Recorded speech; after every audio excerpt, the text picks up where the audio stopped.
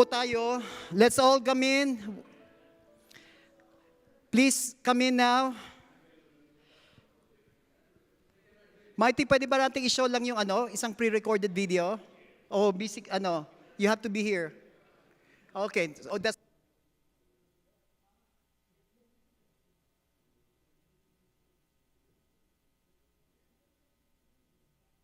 But we'll... So, i-open lang natin yung floor, Pastor, for questions mamaya, or... Oo, pero bibigyan ko muna ng konting recognition yung ilang Start in about 5 minutes. Please now come in. We are going up there. Yeah, no, not right now. I'm sorry. I will call you. Okay. I will call you. I'll call you. Ask him Sorry. and he say yes.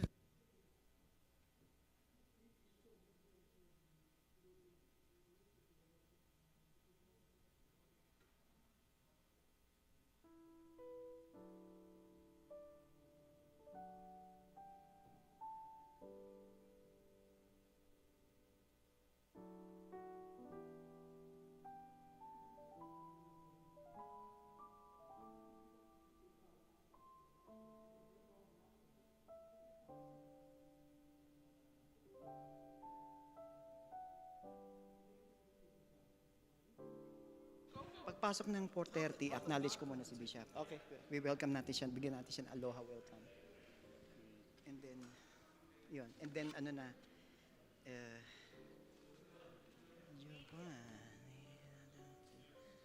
bigyan na natin to kay Dr. Bigyan na natin to ngayon kay Dr. Bonet kasi iba yung mamayang gabi. Yeah, okay. Di ba? Okay. Okay. Ano oras na pare? 4:30 na. 4:30 na? Ha? Nasaan yung cellphone ko? Tayo sa harapan. Pero bababa.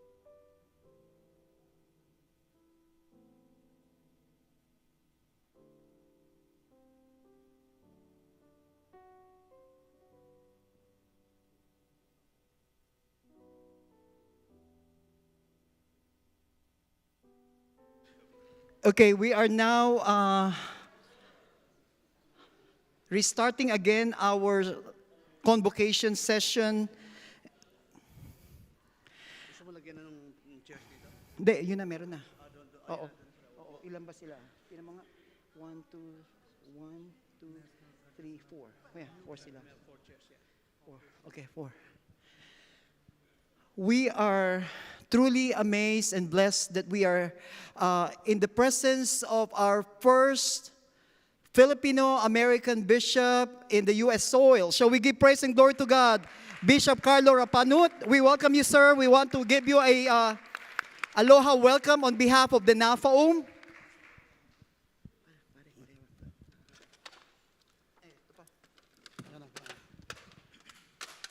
Welcome, Bishop. On behalf of the NAFAUM, we officially welcome you in our convocation. Aloha, Bishop. Want to say something, Bishop? Maraming salamat po. Thank you for the warm welcome. I'll save my words for tomorrow. But it's a blessing to be with you all today. Thank you, Bishop. We are excited. I know you came a little bit earlier, which is a blessing for us. We can't wait what God is going to say to you through the words, and we are immensely honored to officially welcome you on behalf of the NAFAUM. We look forward hearing from you. Salamat po. Thank you, Bishop. Also, I would like to take this opportunity to recognize Reverend Dr. Biner Agtarap. We're going to give him an official aloha welcome on behalf of the NAFAUM. Dr. Biner, please come over here. I'm going to...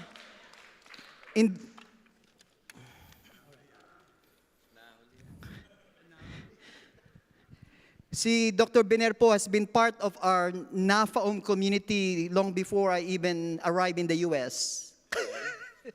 So he's been my mentor, my DS, when I was in the Philippines. We want to give you aloha welcome, Dr. Biner, official from the NAFAUM. Very good. Yes, sir. And he will be our speaker tonight at the Paglago night.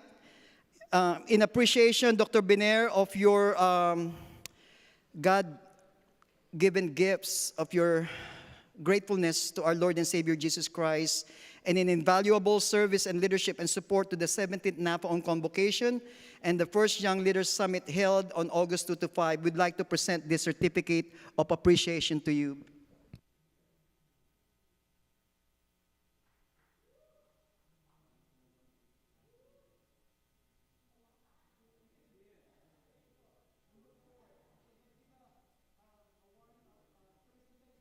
Dr. Biner, salamat po.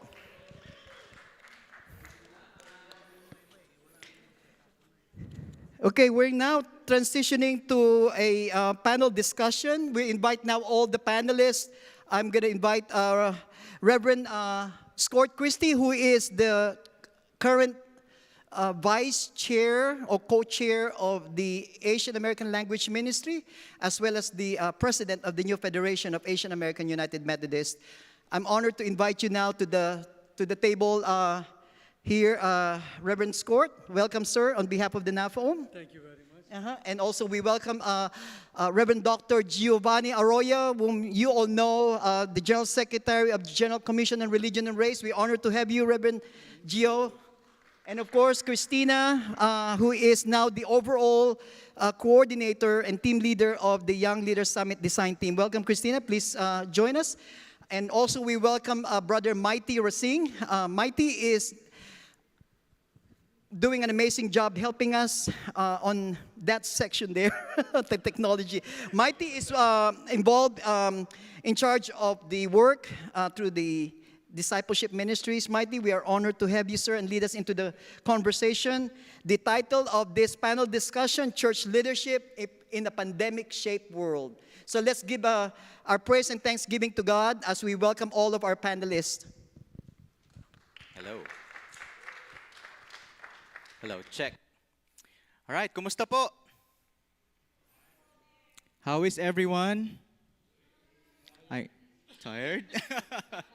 I know we've had some coffee earlier, so I think we're awake. I'm awake because of thanks to the coffee. So, all right, it's a joy to be here to share the table with our panelists as we talk about some of the very important things in our church. Of course, there are other important things, right? But for now, we're talking about what does the church look like post-pandemic? What are the possibilities? How do we see God on the move in this time? Pastor Edgar has been using the term liminal, right?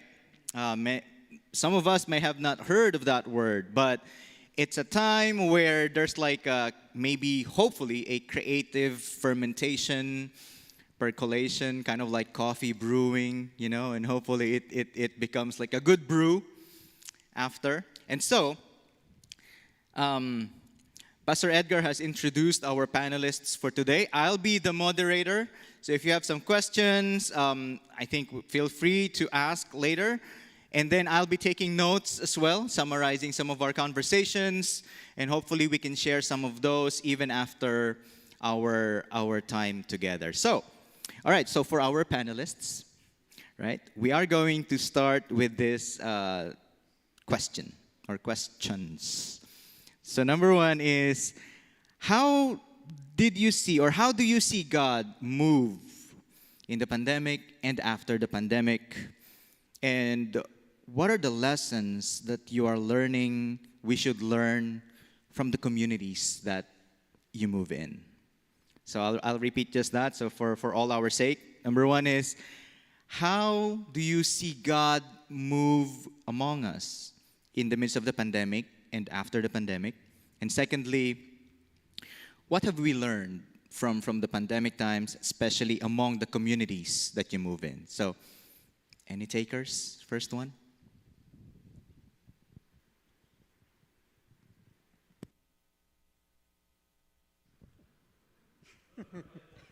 Okay. Dr. Gio, thank you. You're welcome. What we learned, pandemic, as I mentioned yesterday, what we learned individually by local church, that we learn how to step up and help others beyond our horizon. We start expanding our horizon. As we know, we all step up and help the Filipino pastor in Philippines. Remember that? Same thing we did in India, Methodist Church. We gave them free oxygen, whoever comes there. So that was the one step, minor step for us. But we have done so many things like that. So we learned that we have to help our community after post-pandemic. Short and sweet, right? There's a list, longer list, but as I think about the pandemic, I think one of the realities was that we learned our humanity. We have a tendency to forget what it means to be part of a greater world, interconnected across the lands and languages and the realities of social economic differences. I think the pandemic also challenged us as a church. The church is always, I always said the church is always 50 years behind the times. But all of a sudden, March 14th, March 15th, we heard in 2020 that there was going to be automatic closures across the country. All of a sudden, worship the following week was no longer in our sanctuaries. How is it that we, in less than 7 days, figured it out? That we could actually use technology to be community. And so I think the challenge of the pandemic was that it helped us realize that we could be innovators. We could actually move quickly to connect and be relevant to our context. I think also, as I think about the reality of the pandemic, it also showed us that there is still an us and them context in which we live by. As the General Secretary of G-Corps, one of the challenges that we faced after that was, the PPP loans that churches were able to apply for. Well, there was discriminatory practices in our banks for our churches that were racial ethnic compared to our white churches. There was more paperwork required of them to get a PPP loan. So the system of racism that is embedded in our institutions became even more evident. I think one of the lessons that we are learning from the pandemic is that we could be leaders in different modalities, and that we have the ability to connect in ways that we thought that we were unable to. And so I think that is one of the gifts that we have from the pandemic. But I'll share now, Christina. As a young person, I think it's really important to utilize our technology. Even before the pandemic, we already made many advances in social media, especially I as an Instagram user, also as a messenger user, especially when we connect with our relatives and friends and family from all across the world as Filipinos. But the pandemic, it really made the world in general step up to improve their technology. We started using Zoom. That was really important piece of technology that we used for the NAFAUM Young Leaders Summit. And I think that as the time goes on, we need to keep up with the time. Well, as I said, very important to keep up with technology in general. I agree, and I think one of the things that the pandemic also showed is the inequity that exists to access to technology. How many children didn't have internet to be able to go to school? How many computers were available at homes because they have multiple children, but there's only one tablet? And so we did see and elevate the inequity that exists and also impacts our younger generation to have access to education. Thank you all. Some of the threads that you've mentioned here is, of course, technology, right? Access and use. And also, you mentioned community, the redefining, expanding of the concept of community because of technology, and people are cooped up at home. And also some of the new ways that collaborate with others. So I think we will open the floor to questions shortly, but I would again ask this question for you all, is that, you think, is there an opportunity that we're missing post-pandemic as a church, as community, and maybe, of course, directing this to us as Filipino Americans and Filipinos in the U.S., is there a missed opportunity that you see post-pandemic? Well, some of the facts that we noted down is more people attended Zoom meeting, and it's true for everybody. Costs increased for technology. Our churches were not equipped with this technology during this pandemic, so they have to invest into that one. Technology help for Asian pastor was lacking because people think automatically all Filipino pastor knows or all immigrant pastors knows how to use technology. But that was not the true, right? There's so many people were struggling and we never helped them. Stereotype. We stereotype that they came from this country, they know everything. So there's the facts. Elderly people were not attending our Zoom meetings, so we had to go help them. But what happened after the post-pandemic is elderly people, those who has the knowledge and wisdom, they stop coming to church now.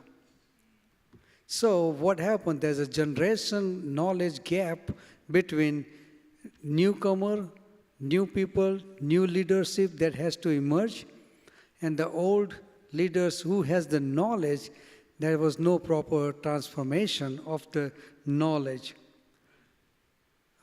Young people are missing. In the beginning, young people used to participate, but now we can see they got so comfortable staying home. In a majority of the churches all over U.S., you will see they are declining. So that is the facts. What we need from your question is that we need a new leadership development opportunity and program. That was we talk about in NAFAUM and NAFAUM as well. How can we help our Asian pastors and give them a new leadership? Our leaders, lay leaders, how do we give them awareness of Asian pastor needs?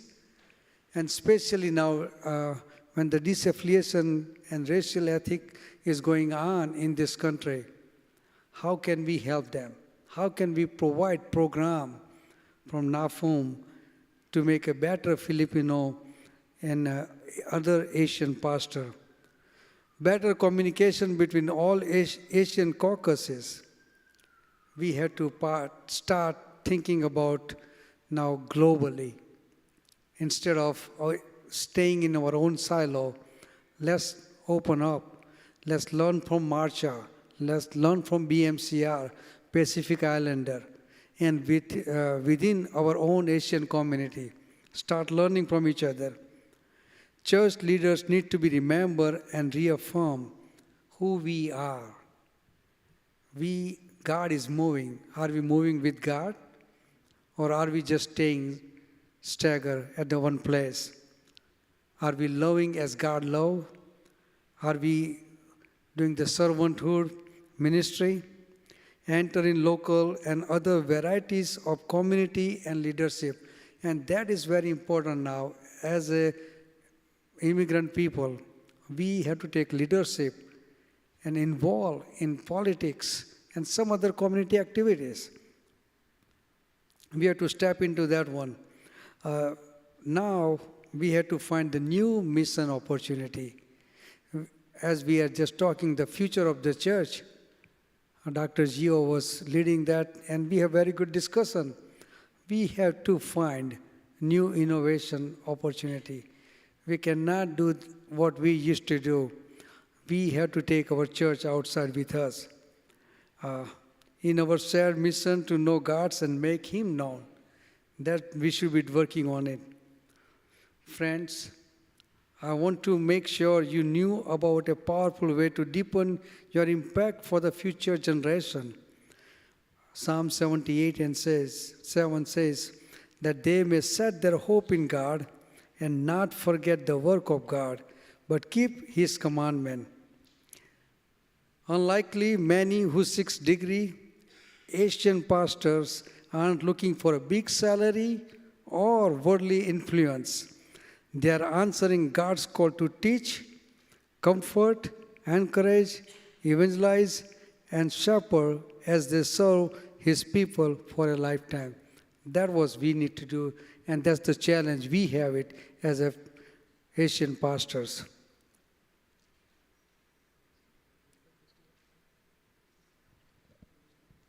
Relating to that, speaking from a personal experience, in my previous church, we had a smaller attendance number, especially as our older members died off and the younger generations moved away for college or work. But the numbers got even smaller after the pandemic, a bit surprisingly, because during the pandemic, of course, you weren't allowed to see each other in person, and you would expect everyone to excitedly come back, ready to worship together again in person. However, that was not the case for my previous church. And so after my family and I moved to our new appointment this year, we're hoping to encourage more in-person opportunities through small groups, for example, women's ministries, men's ministries, children's time, etc. But also balance that with providing online, providing the services online for those who cannot actually make it in person due to health reasons or travel. As I think about opportunities that we might miss post-epidemic, one of the realities we hear the church say, we're having a difficulty getting people back to the pews. We have less attendance. And the reality is that research shows that the boomers are not coming back to church. The group that we held on to as the churchgoers. What the pandemic did was shift Gen Zs in their understanding of spirituality. Barna Group says that before the pandemic, there was a 54% of Gen Zs that would not be interested in church. Post-pandemic, it dropped to 34% because there's an interest of spirituality. Now, the church might not be the vehicle of how spirituality is searched for them, which means that we as a church need to consider how do we work and address spirituality in a non-traditional, historical, orthodox way. But there's an opportunity there for us. I think an opportunity that we might miss in this time that we may claim as a post-pandemic is our voice of advocacy. What happened when we were in our homes and all of a sudden Ferguson happened? Or the COVID and they started calling it Asian hate was being experienced. Our voices did not stay silent. There was a movement in our communities to live for justice.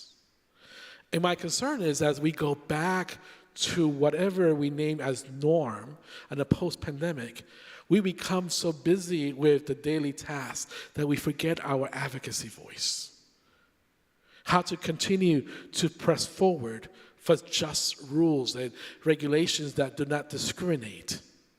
How do we claim that our dignity is honored? And so those are opportunities that we need to continue to address. I think the pandemic also opened a door for the church to stop sitting behind the stigma of mental health. Mental health is a reality. It is in our churches, day in and day out. Depression, anxiety, sense of loss of identity. Those are realities that people are dealing. The pandemic has actually increased the number of anxiety cases. And so the church has an opportunity for us to normalize the conversation about our mental health being. And not try to go behind what I said, the cover of prayer only. But be willing to name, we need to use the gifts that God has given our mental health professionals to bring healing to our minds so that we could be fully transparent in God's gifts to us.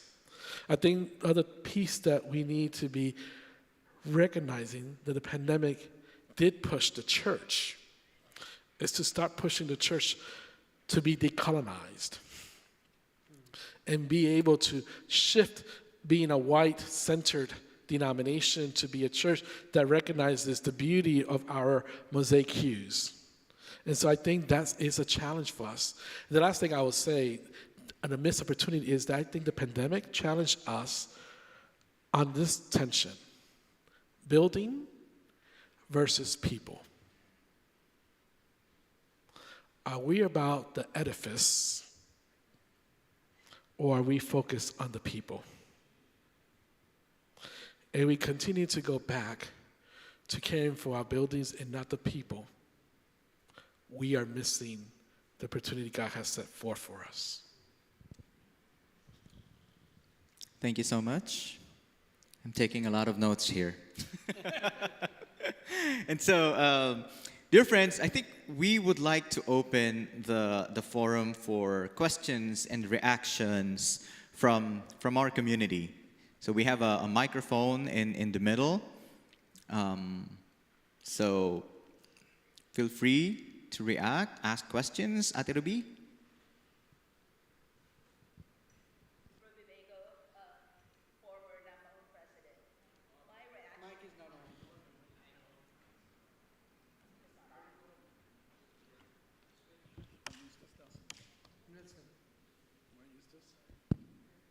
Thank you.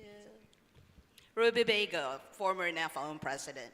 So I would like, my reaction is, yes, pandemic has brought a lot of challenges in everybody's life, but God has been so grateful.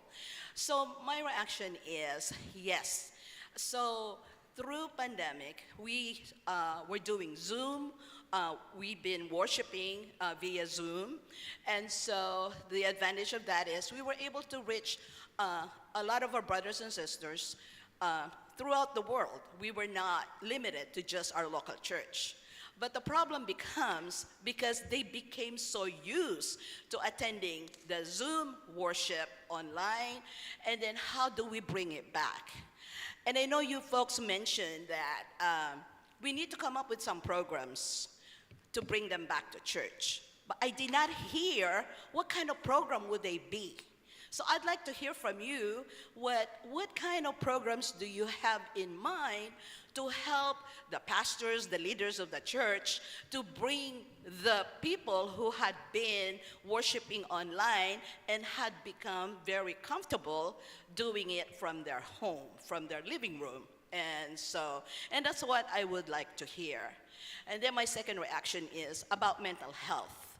Mental health has been an epidemic now. And yes, there's a lot of people, because of pandemic, has escalated the problems on mental health. But the issue is, especially in rural counties, in small towns, we don't have enough resources for mental health psychologists or any other type of psych resources for people to go to. So, and that is another issue. So we go to the county, we go to other health, services, but they're not available. So in the meantime, it continued to escalate, and it's now an epidemic. I'll first answer your second question, then go to the first. Mental health I'll speak as a clinical mental health professional myself. The reality is that right now, mental health professionals could see a client today, and the next time they'll be able to see a client is probably 9 to a year later because of the demand. The demand supply, there's a lot of demand, but not enough professionals who can navigate that. However, there's been some conversation in the church. I was just in the Philippines, and I was having a conversation with Greg Berquist, General Secretary Greg Berquist, who is from the General Board of Higher Education and Ministry, that they develop a curriculum on mental health for local churches. That they did a pilot, and now it's going to be made available. General Board of Discipleship has been doing some work around mental health. G-Corps just finished a grant cycle, announced one, and just next week they will know, about programmatic efforts of how to supply that need. At the same time, there's a resource accessible to us. The First Aid Mental Health Program. That is a resource from the Red Cross. There's a Red Cross for disaster response. There is now a Red Cross mental health first aid kind of response available. And I think these are resources that we could easily start identifying to help us even how to navigate some of those challenges that are existent in everywhere. And I think this is another place where we might have to, as a church, think about how do we connect to schools that might have mental health professionals who are being trained. As part of the training, you need to do 700 hours to even graduate from your graduate program. In some schools, some states require 1,000 hours. So there are some vehicles that we could explore while there is still that barrier that is still being existent. One of the ways the government has been trying to address that, and I'm going to forget the name right now because I'm forgetting, there is a law going on to permit licensed professional therapists to cross state boundaries. If we get a number of states to approve it, it will actually allow therapists for another state license to be able to provide teletherapy online in another state that they're not licensed. They will recognize and acknowledge their license. So there are some ways that they're trying to identify how to address this reality in communities that there's not, but there may be others who are able. The other piece is, for our context, we want therapists that understand our context and culture. We want to make sure that whoever you engage in that care is able to understand the cultural realities that you bring to the room, and that are able to honor that as you engage in the therapeutic relationship. Well, I'll stop there because I could go into a whole other conversation. I'll let them answer the other question. I have a thought, but I'll now take over. It was a very good question, and it was a burning question for all denominations right now. How can we bring people back to the church? One of the things that we are talking about is put your word in action. If you are loving people, don't talk about love. Form a group of peoples that they can go out in community and doing some work. And when you have the church service, post those pictures. Let the people see what you have done in the community. How do you help other people? So people, those who are home, they're going to be feeling that, hey, I can do the same thing. And second thing that is very important is during the pandemic, people become so self-centered and they would like to stay by themselves. Please do not come. I'm happy where I am, right? So there's a psychological effect. So we are teaching all this family, start having more gathering as a family. Start showing your love, because we do not know when God's call you home, right? And we experienced that in pandemic. And that beginning, start bringing people back to the churches. And my favorite is, tell them you start the gossip club again.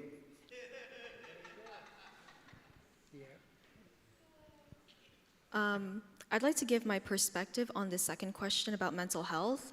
As someone who just recently moved to a small town, rural area, as well as a college student who personally knows many people who are struggling with their mental health, I can say that we have several mental health programs at our university. However, it's hard for even that program has its limits and its flaws. And based off of that in the religious context, I think it's important for our church leaders, both our clergy and lay leaders, to have some sort of leadership training that relates to mental health. This can be done gathered in person or now on Zoom. Yeah, I would say that both of those things should be utilized so that our young people in particular, as well as everyone else, can get the mental health help that they need. In fast response to question one, I think about Jesus and when Jesus called people to follow him. Jesus did not call them to a program. Jesus called them into a relationship. And I think the church has shifted to be very programmatic. I think I'm not a program. I am a person who desires to be in relationship with others. So what does it mean for the church to create relationships that allow them to have an inkling to be in community? And for those relationships, the programs are birthed. And I think we need to struggle with that shift for ourselves, because a lot of people are looking for relationships. Thank you. Thank you all for those answers to the questions. You know, what I'm thinking or what I'm hearing is we have a very stiff competition right now, and it's called the Bedside Methodist Church and Couchville Methodist Church. It's very difficult to compete, right? Do we count the members of those churches? But anyways, thank you, Ate Ruby, for the question, and thank you for the answers. Any other question from our congregation? Pastor Stan?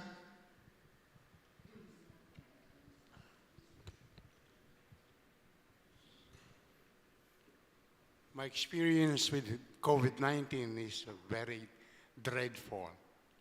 I almost died. It's not easy, you know. The moment that you have a COVID-19, it's difficult to breathe, that's difficult to eat, and you're paralyzed.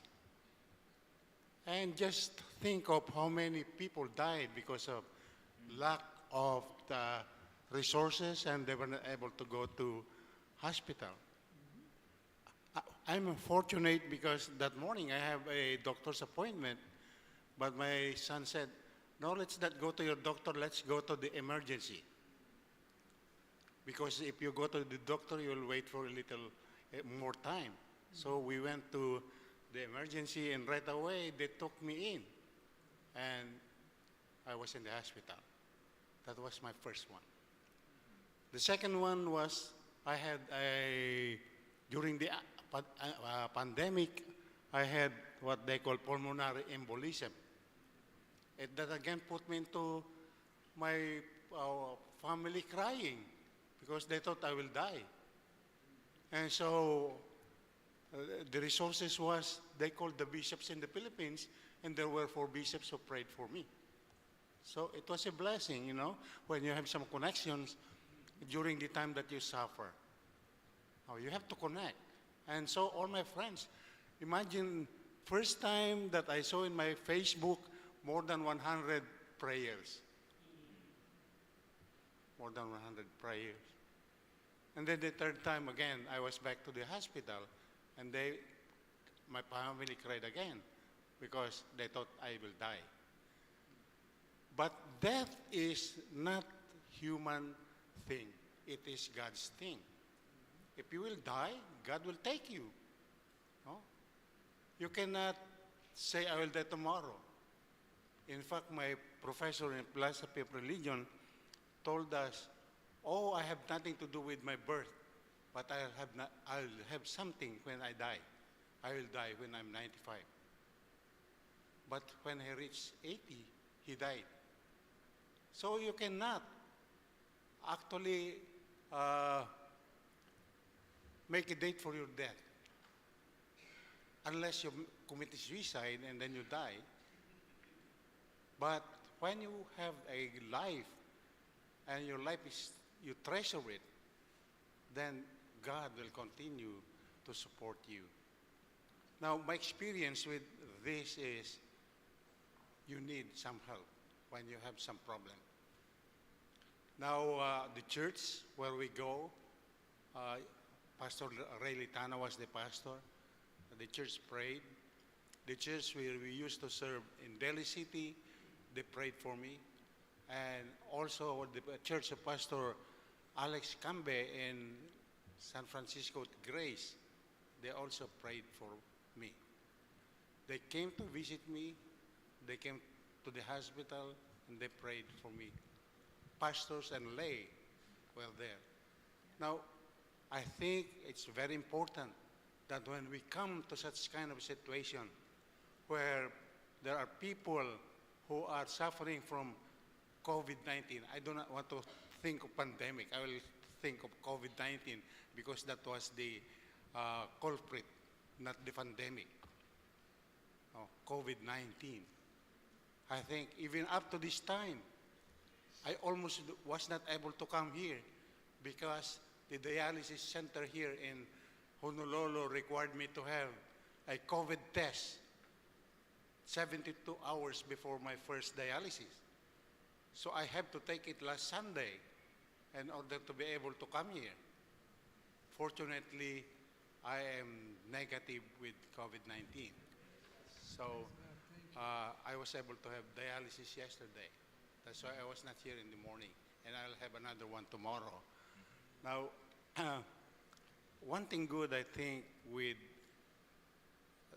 the concept of dialysis is as long as there is dialysis center and your dialysis center will connect, they will take you in. This is my experience. It's not a second-hand experience. It's a first-hand experience. It's difficult to have COVID-19.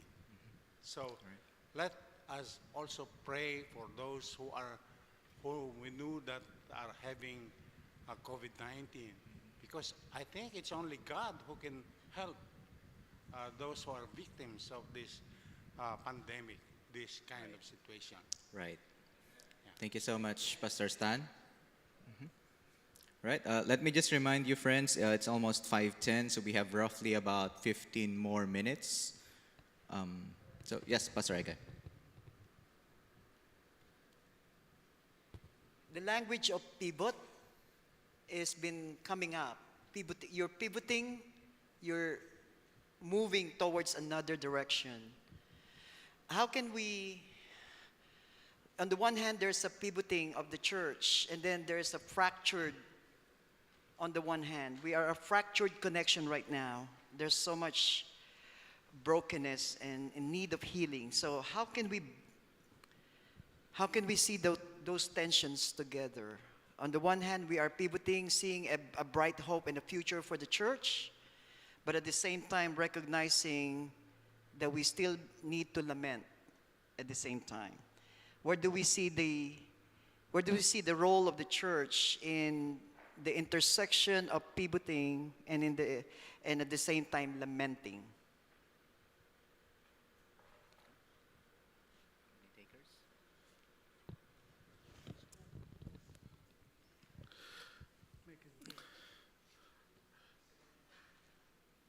Scott has smart comments back here. Yes, you don't want to hear his smart comments.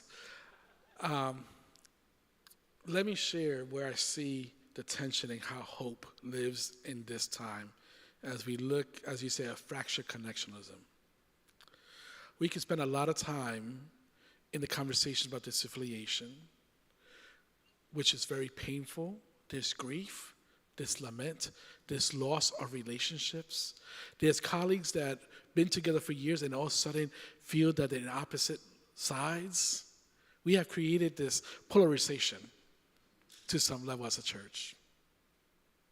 And then I sat around in Manila about 2 weeks ago with the young United Methodist Young Youth Fellowship executive leaders who are filled with passion and desiring to have a church that talks about the intersections of disability, race, sexuality, even when the church in the Philippines is not willing to have those conversations. I was able to go to Pampanga and be among the Aeta community and see the clinic and the mission work that's happening there. In the midst of disaffiliation, as a connection, people on the ground are touching lives day in and day out. When I was in Blanco, the next day, seeing those sweatshops of how families were cleaning bottles and how KKFI is trying to create advocacy for them so they could have fair wage and education, access to education. That gave me hope. But that's where we're called as a church. That's where we are supposed to be, in those spaces where injustices are happening. And so I left with this: the church is still alive because it's doing mission and ministry. The institution can die with its politics, but we cannot equate the institution to the movement of God. Keep it short. Of course.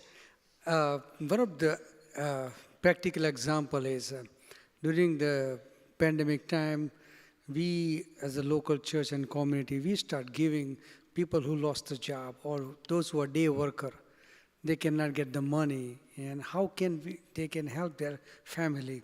So as the church, as a community, we start giving them money. And some people say, how come this family got the money? We do not declare it, but somehow they talk among themselves and find out.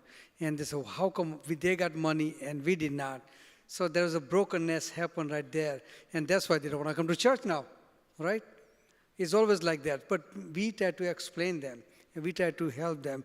And at the same time, Reverend Victor Miller knows that we are working together in our Northern Illinois Conference. What we have done is we help pastors and the church, those who are hurting from the Southeastern Fellowship, we give them a financial help. So small token of appreciation take them a long way. I think your question reminds me of this concept. I forgot the exact name of it, but there's this Japanese art in which, for example, pottery or plates or whatever, maybe they're accidentally dropped on the ground and broken and shattered into pieces, but they can be put back together by using gold in between. And I think that kind of represents us as United Methodist Church, because we may have our differences, which is reflected upon the issues of which I'm sure everyone knows about, as well as General Conference coming up. But we're called the United Methodist Church for a reason. Despite our differences, we can be put back together. We can be united because we are the United Methodist Church. Friends? Yep, I think we have space for just one more question. I'm sorry. So, all right. I want to hear from Lulu. Okay.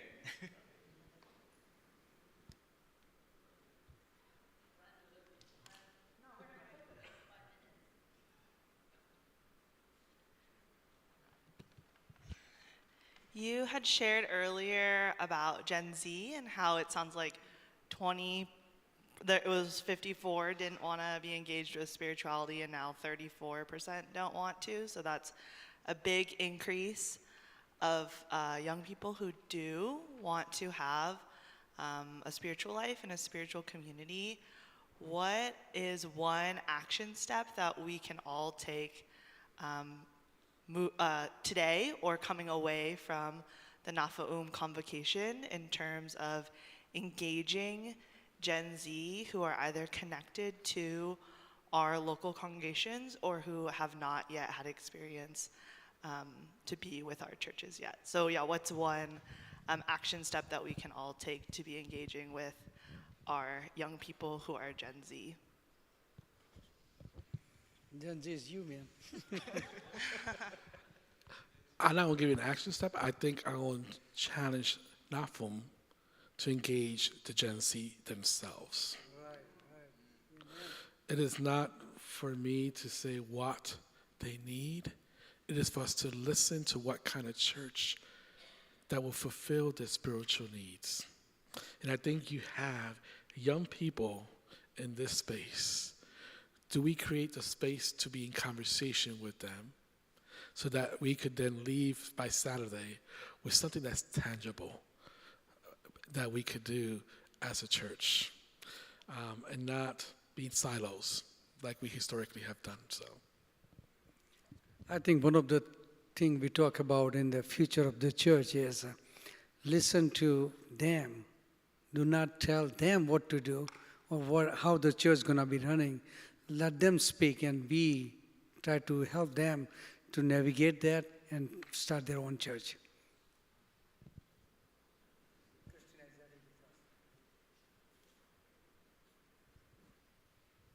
As a young person, on behalf of the young people, what we would ask for is, yes, to listen to us when we all have our flaws. If we do something wrong, or if there's something that you have a different opinion about, tell us honestly and respectfully. That's all. Thank you. We are almost out of time. Sorry, Pastor Edward. So I'm going to, just as promised, just sort of provide a summary of some of our discussions this afternoon.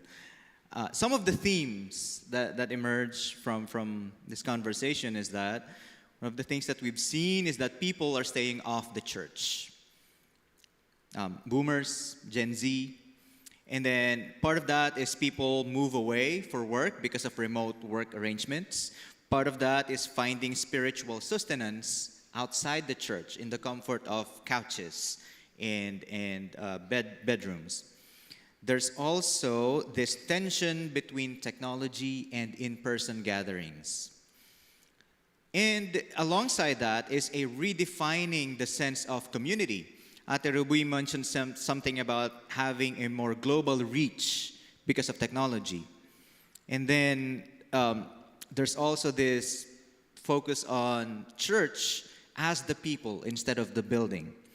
And then we lifted up the issue of mental health. And on that note, Amor has a workshop tomorrow on mental health, so that's something to consider. And then Gio also mentioned something about the push for us to become a more diverse church, highlighting some of the violence against Asian communities and other communities post-pandemic. Now, some of the action items that emerge from this conversation is that there seems to be a need for listing information of where resources can be found, whether that's for discipleship or mental health issues, and also the importance of connecting with potential partners and collaborators. There's also a talk or a suggestion about forming groups of people to go out in the communities and not just within our churches. And Pastor Scott mentioned this, start gathering as a family. And for us as Filipinos, that's part of our culture, gathering as a family. And then focusing back on relationships as a church. There's also this tension between relationships and programming with a lot of heavy focus on programs sometimes. And we need to refocus on building those relationships. And also providing some resources for families who struggle. Not just families, but individuals and persons who struggle. And so as we close this time, of the panel discussion, I am going to ask our panelists again, maybe 2, 3 sentences max, about if you can paint a picture of a church in step with God who is on the move, post-pandemic, how would you describe that church that is in step with God who is on the move? As a pastor, I will say, sow your love in action.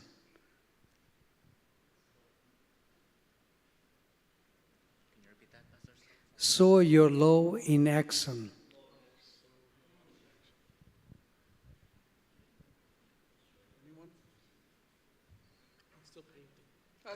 He's still painting.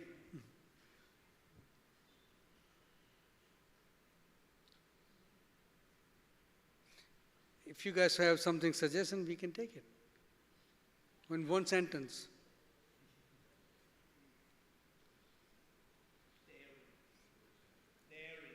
Daring. Dare to do something different, right?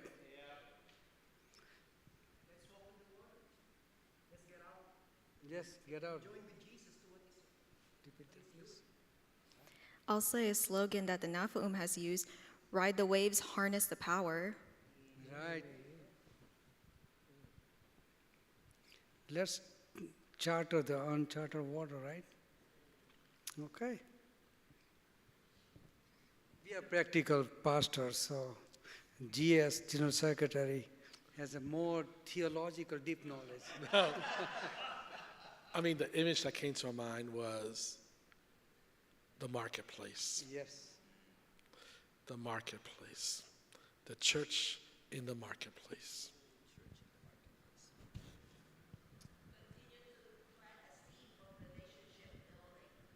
Seeds of relationship building.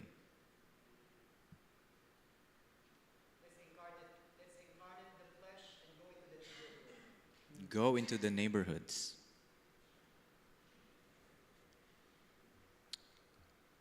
So friends, there's so many uncertainties in our church, in our world right now, right? So many changes. But one of the things that we can nurture as Filipinos, Filipino Americans, we hope to continue dreaming. We hope to continue with the mandate that God has given us. And so we hope that this session has given you some thoughts to ponder on and hopefully can influence the way that we do church when we get back to our communities, to our spaces. And at this time, can we please give a hand to our panelists? And if you have any other question or thoughts that you really want to talk with any of our panelists, feel free to ambush them during coffee time or meal times. So thank you so much, Reverend Gio, Reverend Scort, and Christina. We appreciate you sharing this time with us. Thank you. Let's give a hand again for all of our panelists.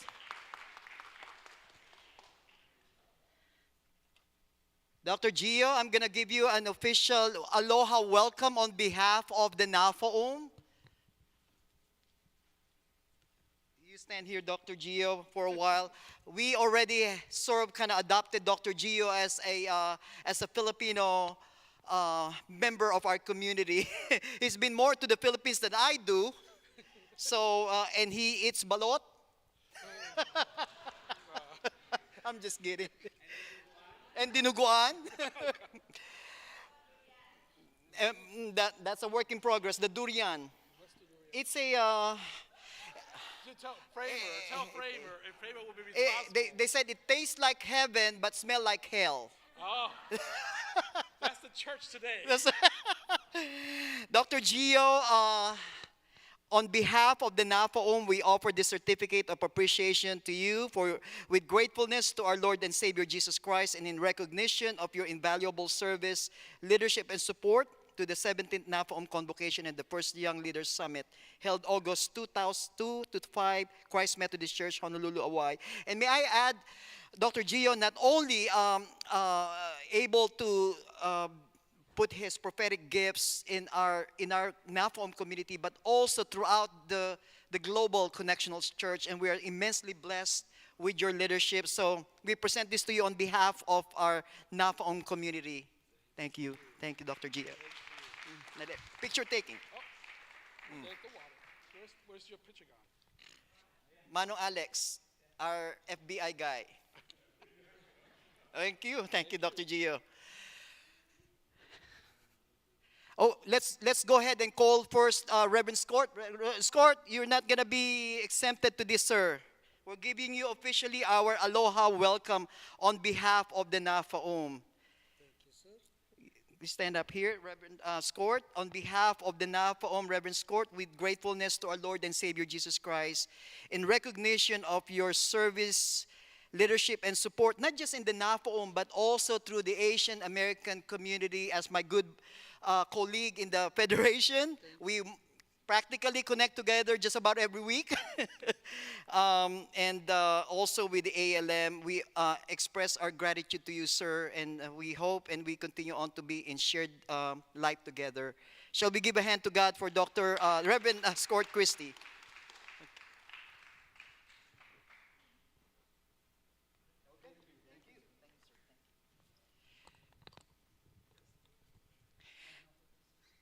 We come now to yet another historic gathering tonight.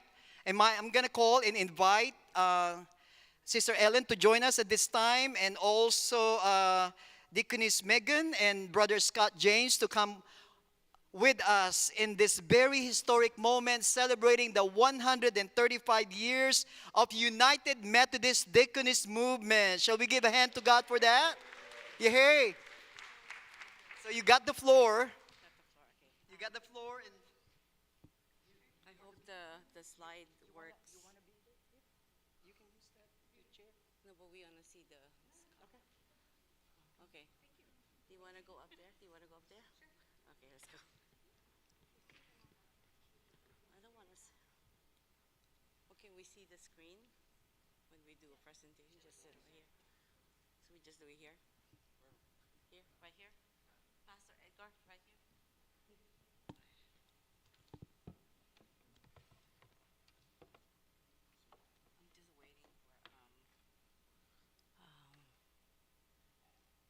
Where are the other deaconesses? Oh, do you want them to come up? Oh, no. Do you want to sit down first? Okay. Oh, you guys. Hello. I'm just waiting for Mighty to show our screen. But we can also look at this just in case.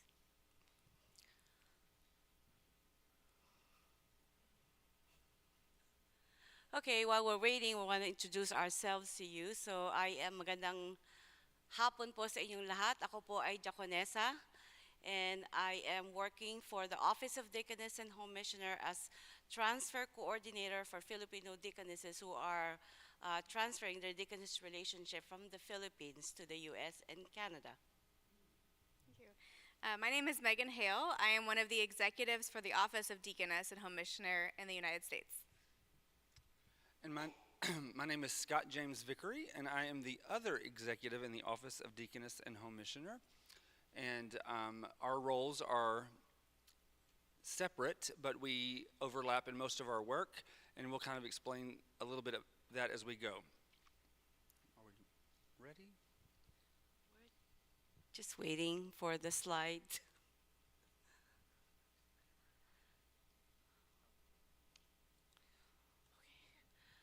Okay, while we're waiting, we can call our deaconesses to stand up who are present.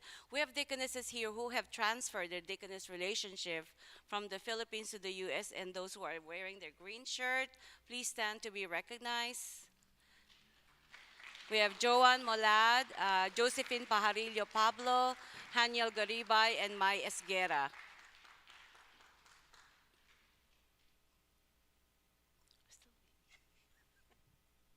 I'm sorry about that. We're still waiting for the slide.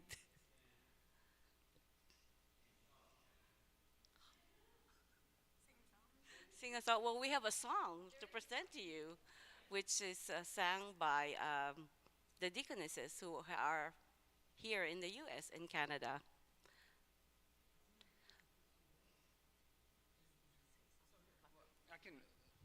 I'm not going to sing. So one part that I was going to do later that we can talk about now, while they're getting ready, is one thing that our office has realized is the hurt that we have caused the deaconess community, the Filipina deaconess community. And that is something that we have worked very hard over the last several years to correct. It will take us many more years to correct that. We realized that as an office, that we, now again, it's one of those things that neither me or Megan were in the office, but when you lead an office, sometimes you have to recognize that the hurt already existed and that we have to take ownership of that hurt and learn how to say we are sorry for that hurt and figure out how to create healing with the people that we have hurt. And so what was happening is the greater church, not just our office, it was, for a lack of better words, institutional racism. We were not recognizing in the U.S. The unbelievable education that our deaconesses were receiving at Harris Memorial and the work that they had done. And when they were coming here, we were, for a season, requiring that they go through our entire process again.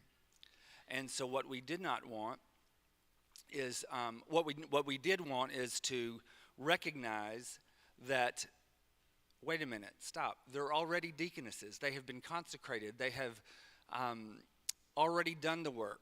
They have done the work for 30 years. They need to be teaching us. They have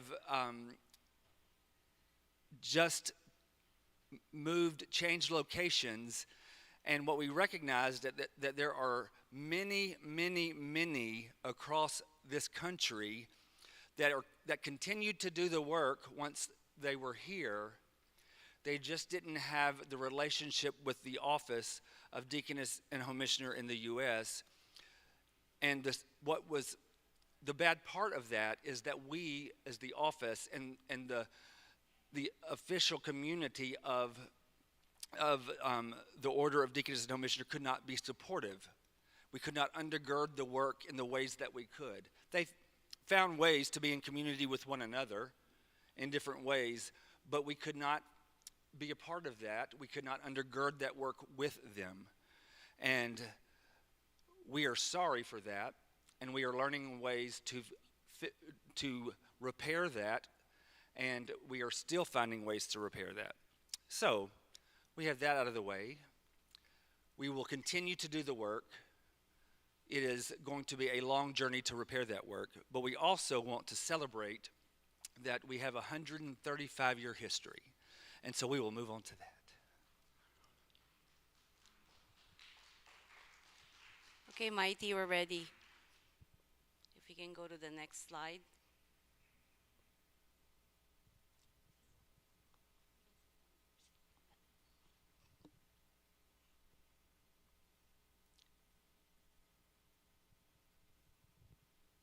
This is a song that was recorded by the deaconesses, the Filipino deaconesses who have migrated here in the U.S. and Canada.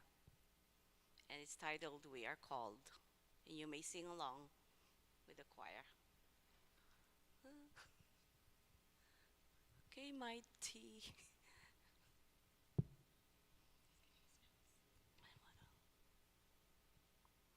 What's going on? If it doesn't work, Mighty, we can just go ahead and do the next one, and we can go back with the song later. So we can just keep it going, because I know you guys are tired from sitting, and soon it's going to be dinner time. I don't want to take your time too. Oh, there it goes.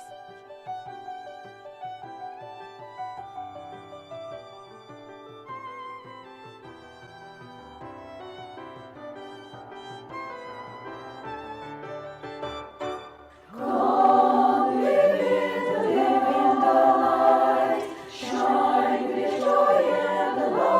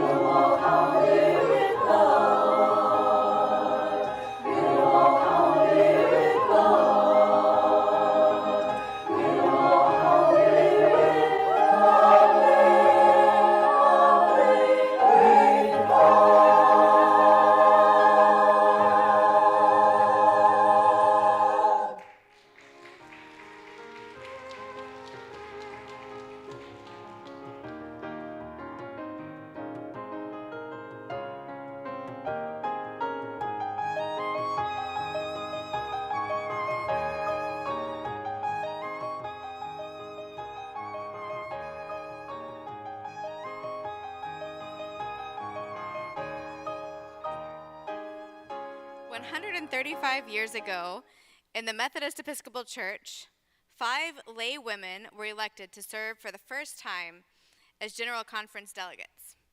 However, when they got there, they were refused to be seated. At that same General Conference, Lucy Ryder Meyer had submitted legislation to establish the office of deaconess.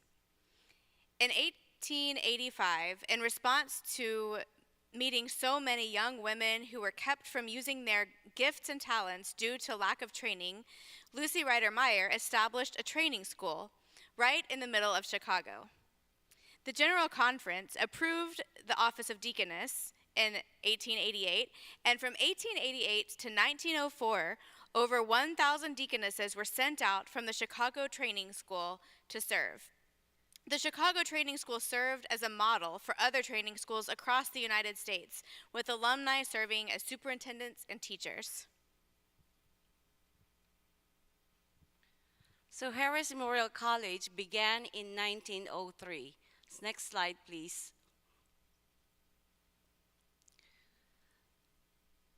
So the Women's Foreign Missionary Society of the Methodist Episcopal Church in the U.S. had a vision to open a training school for deaconesses because they saw the challenge and the vision that there were young children who were hungry to learn about the Bible. So, and they found out that there were young women who wanted to be trained to be in this kind of work. So, responding to that need, they presented the need to the district conference, which was headed by Reverend Stuntz. Reverend Stuntz then relayed that message to Kansas, which to a deaconess named Spalding. She was then a deaconess and a director of that school.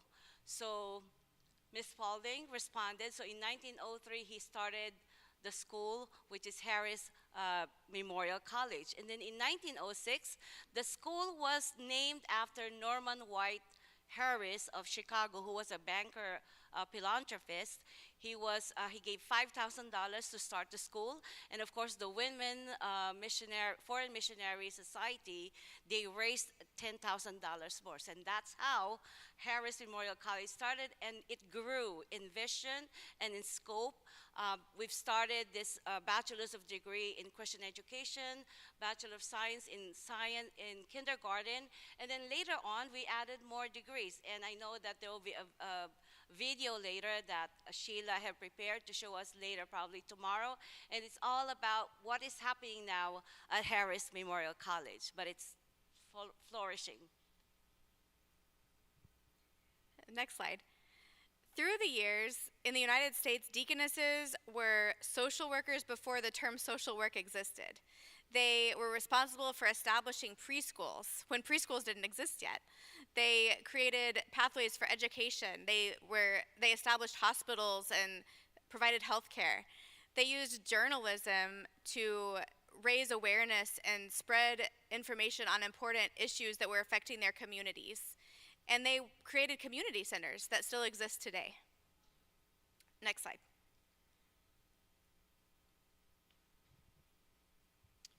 So in 2004, the General Conference established Home Missioner.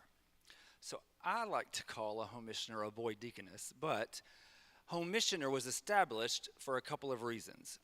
In 1996, diaconal minister that office was closed, and the office of home missionary was also closed. So as we know, when an office is removed, it can never be reopened under that same name. And it also took the ability of any connection for lay men to be able to serve in an official connection with United Methodist Church. And so we established the office of deaconess home missioner. The term home missioner, it kind of pays homage to home missionary, and that has been established since 2004. Now, in General Conference 2016, we had two big things that happened. Next slide, please. Sorry. So, we have been an office, big O, of the United Methodist Church for a very long time. That would be the same as the office of elder, office of bishop, office of deacon, but we officially became an order. So some of you may ask, what is the difference between an office and an order?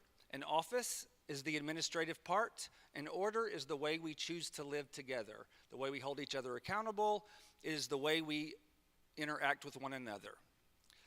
And the other big piece that we had, that we worked on and that was passed, was ecclesiastical support. That is for chaplaincy. In the United Methodist Church, we do not have a pathway for laity to be chaplains. Now, other than being a clergy person. Now, in every other mainstream denomination, clergy and laity can be chaplains. You can go to lots of universities and it's a vocational choice, right? Currently, we have ecclesiastical support that has been granted for deaconesses and home missioners. It is not granted to all laity at this point, but it is. We do have the ability for our office to. It would be a very similar endorsing process as our clergy people who are chaplains. Deaconesses and home missioners can go through a very similar process to become chaplains. Next slide, if we could put the slide back up. There are, in the United States and in the Philippines, deaconesses and home missioners follow all of the following. So we are all called by God to serve. We are found in the Book of Discipline, paragraphs 1913 through 1918. We follow 4 mandates, which we summarize by saying love, justice, and service. The mandates are to alleviate suffering, to eradicate causes of injustice and all that robs life of dignity and worth, to facilitate the development of full human potential, and to build global community through the Church Universal. We are all consecrated and commissioned to a lifetime of service. We are appointed by our bishop to our ministries, and we have vote and voice at our annual conference. Next slide. The office of deaconess and home missioner in the United States is administered by United Methodist Women, now doing business as United Women in Faith. We are diverse in gender. We are professionally trained, educated, and or certified for the ministries to which we are called. So unlike Harris Memorial College where you get a bachelor's degree, we require that the education part for the ministry to which we are called comes first. For example, if you're serving as a nurse, you would have gone to nursing school on your own first, and then you come to apply to be a deaconess and go through our biblical, theological, and sociological grounding and our prescribed core studies. Next slide. I don't remember who's doing this part. I'll continue on. So in the United States, deaconesses and home missioners do not itinerate. We are responsible for finding our own appointments. We, every year, we fill out an annual appointment review form that is submitted to the Office of Deaconess and Home Missioner. We do not have a mandatory retirement age. We have deaconesses who are, still serving that are in their 80s or 90s sometimes. And we can be compensated or not compensated for our ministries. And we have a very wide variety of appointments and or ministries. They can be in healthcare, education, social work, nonprofits, community organizers, ministries with those experiencing homelessness, food insecurities, mental health, healing and wholeness ministries. We have lawyers, firefighters, church workers, UMC agency staff, environmental justice, and many, many more. Now, one big connection that I want us to have is, I know in the Philippines, many people connect it directly to church work. And what I want us to know and understand is that can happen here too. So many times I think that we go down very much a justice path here. But I will tell you, so my wife happens to be a deaconess, and she happens to be the COO of United Women in Faith. And she can go from 0 to 1,000 down the justice train if she needs to. I was a special education teacher of severe, profound special education students for many, many years. I changed diapers all day long. I am a service person. For what I do, like for me, all the work that I do is undergirding the community of people that are out there working. So let me tell you, can I take just a minute? Sorry, y'all. I'm kind of off script. So one of the things that I can tell you that I learned from the deaconesses in the Philippines is how to define the word church. So it was interesting. The bishop was talking as she preached last night. Was it last night? Yeah, yesterday. And she was talking about we follow a God who is continually doing new things, right? God is on the move, though. And that she talked about how, Mike Slaughter talked in the book, whatever, about how resistant churches are to change. And I think that that's because we define the word church wrong. What I learned from the deaconesses that are sitting out here and home missioner is that church is not a noun. Church is a verb. And the people out here, and what I learned from them, is they absolutely see church as not just even a verb, it's an action verb. They are serving and moving for God constantly. And when we start seeing church as a verb and using and start asking, hey Ellen, where did you church today? Because when we start using it in that context, then we're not going to be afraid of the change that God's calling us to. Sorry, okay. Now, next slide. Sorry, I can get off the ranch real fast. Now, Ellen is our transfer coordinator for the Office of Deaconess and Home Missioner, which is a huge responsibility and role. And I'm going to let her explain a little more about that.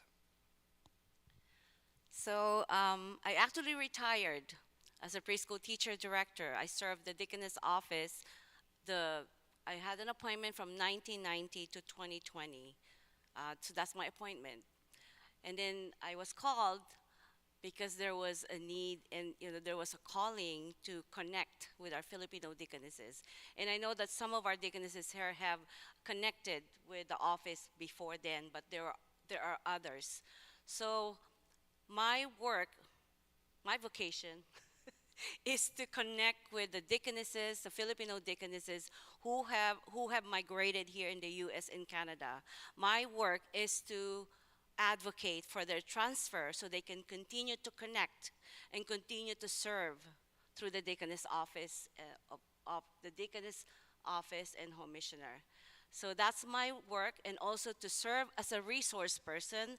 So if you have, or if you happen to know that there are Harris graduates in your churches or in your conference, please let them know that we have the Office of Deaconess and Home Missioner who can absorb them, continue their connection to the office, and continue their ministry here in the Philippines. And we always say that deaconesses, we serve for life, and we serve wherever we are, because we always say, once a deaconess is always a deaconess. And you probably have heard that from your own deaconesses. And I know, and I want you to raise your hand if you were inspired by a deaconess to be active young people, or to be an active member of the church, or even called to do ministry. I know there are some of you here, so that's good to know. So, thank you po. And I know some of you are married to deaconesses, some pastors. So, I just want to let you know that we have, for now, currently we have 36 Filipino deaconesses who have transferred, current. And we have 7 retired deaconesses, and we have 6 who are in the process of just waiting for next year for their commissioning. So if you know that your deaconess will be commissioned next year, please support them in your annual conference. And we have other deaconesses who are still discerning. And we are also opening not only to Harris graduates, even if you feel, anyone who feels that whatever they're doing is a service ministry, you are welcome. Just like what Scott said, this is not only for us who are in the church, but also who are working in the community as health workers and other vocations. So we wanted to continue to do the calling. You know, if you feel that you have that calling of love, justice, and service, we are here. We have a table outside. If you have any questions or anything that you'd like to talk about, and any information about our office, we are welcome to answer all your questions. And I just want to encourage you, many times when God places a call on our lives, we run.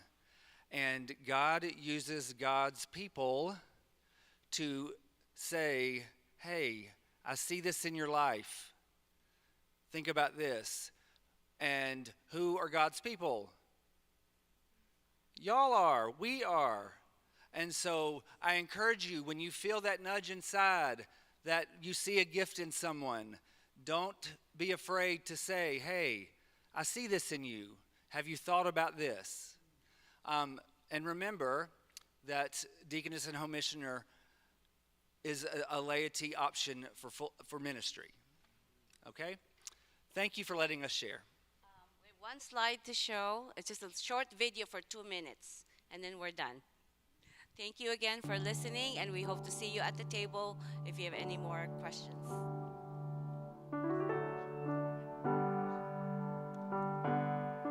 I am a deaconess. I had a stroke and brain surgery about 16 years ago. And during that time of exploring God in new ways and meeting God in new ways, I felt this nudge to learn more about that. And now I meet with all types of people who are seeking and searching for God in their life in various ways. And we do that primarily using the body that God gave us.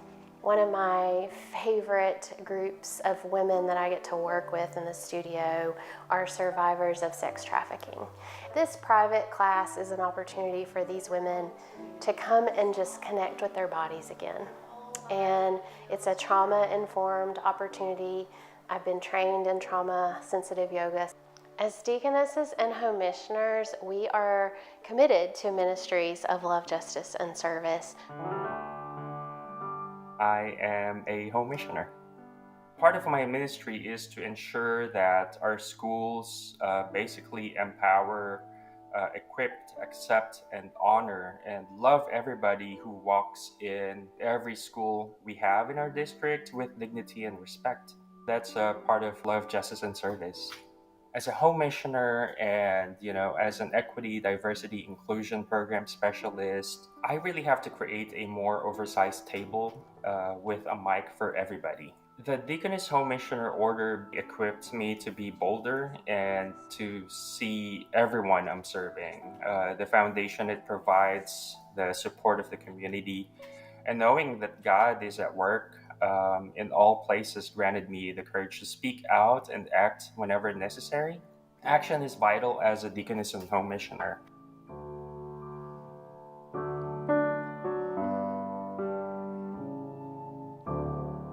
Thank you.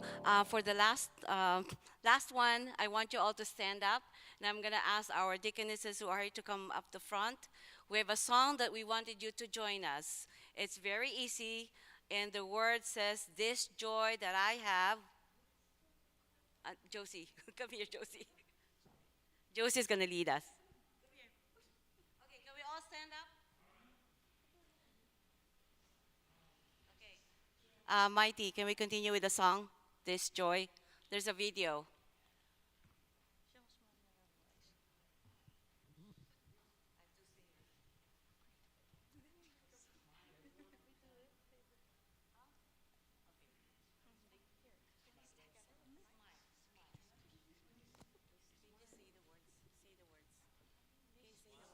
This joy.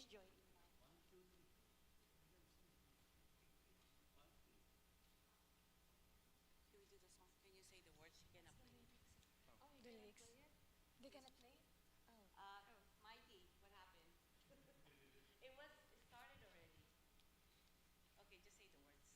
This joy that I have, the world didn't give it to me.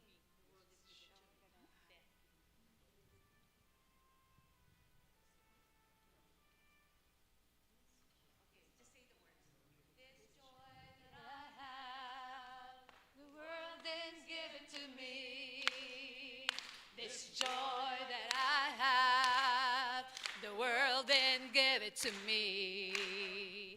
This joy that I have, the world didn't give it to me. The world didn't give it, the world didn't give it, the world can take it away. This peace that I have, this peace that I have, the world didn't give it to me.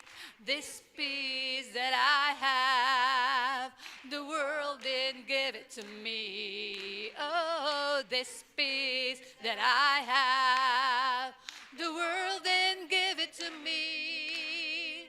The world didn't give it, the world can't take it away. This love that I have, this love that I have, the world didn't give it to me. Oh, this love that I have, the world didn't give it to me. Oh, this love that I have, the world didn't give it to me. The world didn't give it, the world didn't take it away.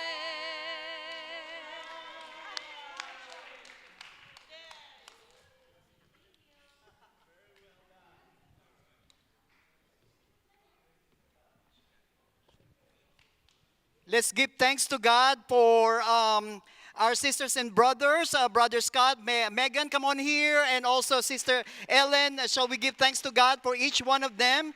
We're going to give them an aloha welcome on behalf of the NAFAUM.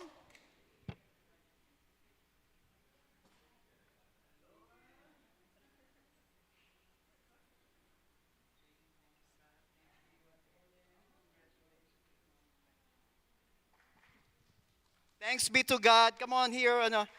I'm just going to give this to Sister Ellen on behalf of NAFAUM. We want to give this to you. And on behalf of the NAFAUM community, we want to express our gratitude to God for all the home missioners, all the deaconesses on your 135th year of God's on the move and God's faithfulness and generosity throughout those years. So we know that there's a future of hope with God's help and through you, we will be able to continue on to impact the world for the sake of the Jesus Christ. So let's give a hand to God again for all of you. Thank you so much for joining us, and thank you for being part of the NAFAUM community. Salamat po. Thank you. Siguro po ay gutom na tayo at we are gonna be transitioning for our dinner tonight. It's gonna be a Korean dinner. Yeah, we want to serve you with all the variety of different Asian cuisine. This lunchtime we had a mix of Japanese, Korean bento. I'm sure you love that, right? So tonight will be a Korean buffet. We will be served the same way, just like what we did last night from our luau night. So as we prepare ourselves to for